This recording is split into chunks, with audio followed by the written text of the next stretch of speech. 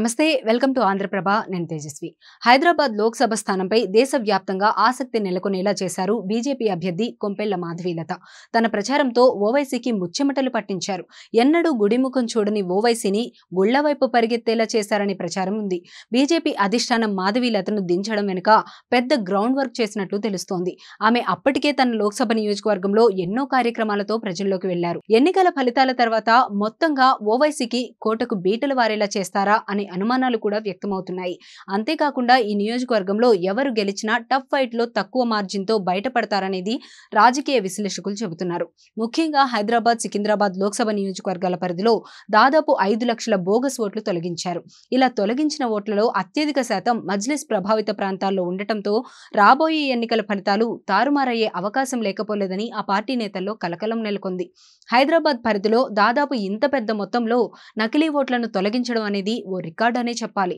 తన లోక్సభ పరిధిలో ఇన్ని లక్షల బోగస్ ఓట్లను తొలగించినా ఓవైసీ కిక్కురుమనకుండా ఉండటం వెనుక ఆయన ఓటమి భయాన్ని సూచిస్తోందనే వాదన కూడా ఉంది ముఖ్యంగా పాత బస్తీలో ఎక్కువ మంది చిరు ఉద్యోగులు మాధవీలత ప్రసంగాలు వినడానికి సెలవులు పెట్టి మరీ వచ్చినట్లు తెలుస్తోంది మొత్తంగా ఓవైసీని భయపెట్టే శివంగి వచ్చిందని అందరూ చెప్పుకున్నారు ఇక హైదరాబాద్ లోక్సభ పరిధిలో ఉత్తరప్రదేశ్ తరహా పోల్ మేనేజ్మెంట్ జరిగేలా చర్యలు తీసుకున్నట్లు సమాచారం ఏది ఏమైనా నకిలీ ఓట్ల తొలగింపుతో పాటు 2% అటువైపు ఓట్లు పడినా మాధవీలత హైదరాబాద్ స్థానంలో సంచలనం సృష్టించడం ఖాయమని అనలిస్టులు అంచనా వేస్తున్నారు